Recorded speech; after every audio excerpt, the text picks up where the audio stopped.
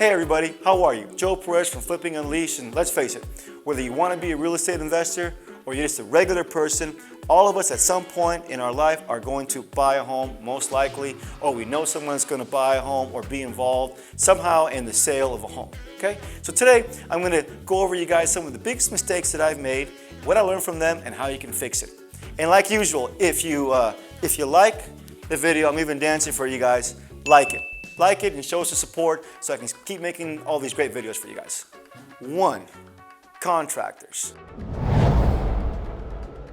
These guys, they remind me a lot of my ex-girlfriends. Either they're the best things you're ever gonna find or worst thing you're ever gonna find, if you know what I mean. So why the best thing? Well, great contractor, man, they can kick ass at an affordable price and produce that winning product with winning quality work. Your property sells really good, really fast. That's really cool, you know? But other contracts, you gotta be really careful. You gotta be really careful, A, don't give them a really big draw up front. Don't give them a big payment up front. Because what you're gonna find is that some of these guys, they take that big lump sum and maybe they owe money from a previous job or maybe they have bills at home. So they take this work money that you gave them because, oh, you know, I gotta buy materials, I gotta do this, I gotta go pay for permits and blah, blah, blah, right? Well, and then sometimes what happens is none of that money goes to where you were expecting was gonna go, you know? And the next thing you know, the guy's spending the stuff on personal stuff, and then towards the end of the job, he's running short because he didn't cover payroll, things like that. So one of my basic rules is always owe them. Never be in a situation where they owe you. In other words, you're hoping they're gonna come back to finish. So what I like to do, part of the way that I get around that is if a guy's gonna start a job, I won't pay him until Friday. Because he says, hey, I need money up front, I need a draw. I say, okay, well, if you don't mind me asking, what do you need it for? He's like, well, I gotta buy material and I gotta pay my employees. I said, okay, well, why don't we do this? You pay your employees on Fridays, is that how it works, Saturdays? He goes, yeah, Friday, whatever, okay? Okay, well, come Friday, I'll give you your first draw. And guess what? He only gets it if his workers worked all that time, right? Good idea, right? And that way you monitor them and you get a feel for it. And as far as the materials, 2. Best thing you could ever do with materials, buy them yourself. Work it out with them. 1, if you buy your own materials, you don't have to worry about that the contractor's using crappy stuff. Sometimes they try to undercut you and use some really crappy stuff. Then when you're reselling the home and the buyer gets a home inspection done, all of a sudden his home inspector is noting that it's bad quality work. And then all of a sudden your buyer has like a bad feeling in his mouth, you know?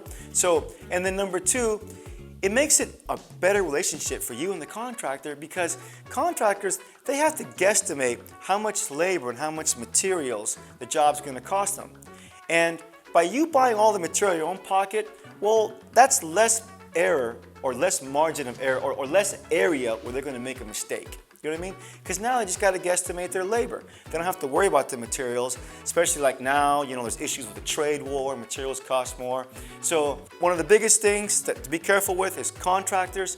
Follow this advice and I think you'll do a lot better and we can actually work with them as a team and you won't have to be all frustrated. Number 3, don't over-improve a house. And what do I mean like that?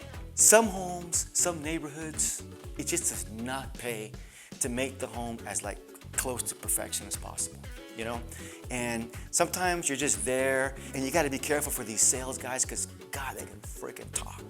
You know, the window guy, well, sir, let me explain to you, sir.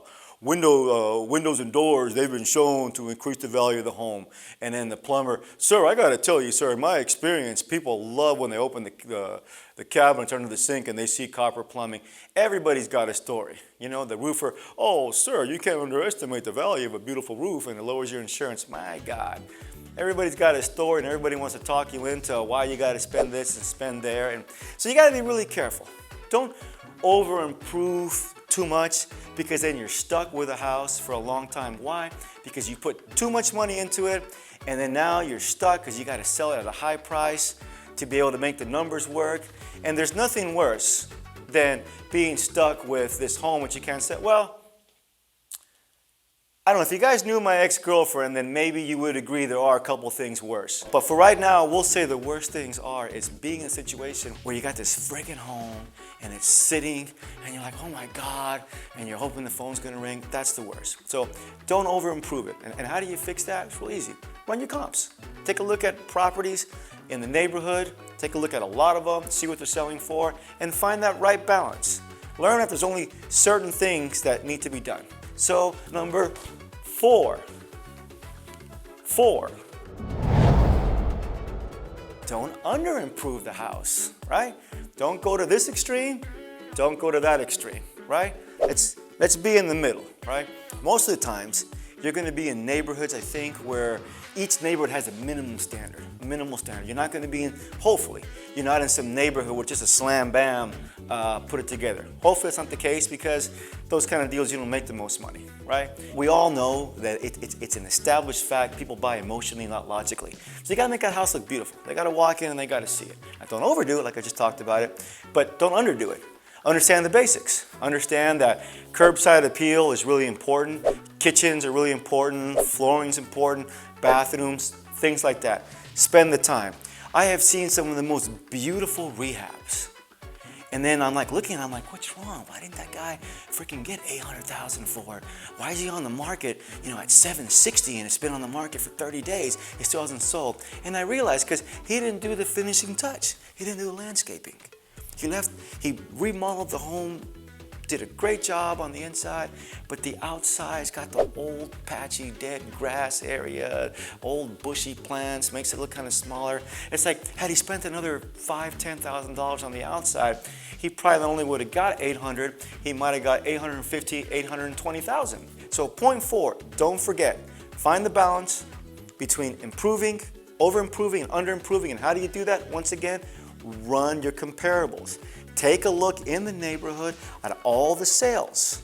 Look at the properties that sold fast, look at the ones that sold slowly, and look at the ones that haven't even sold. And get an idea what the condition of each one of them are. And then from there, you'll have enough information to figure out more or less where you need to be. 5. Okay? I'm letting go more, man. I hope I'm like a jackass. And cut that out. You probably want to put that in there, right? I hope I look like a jack. You can, I guess I don't mind. All right, so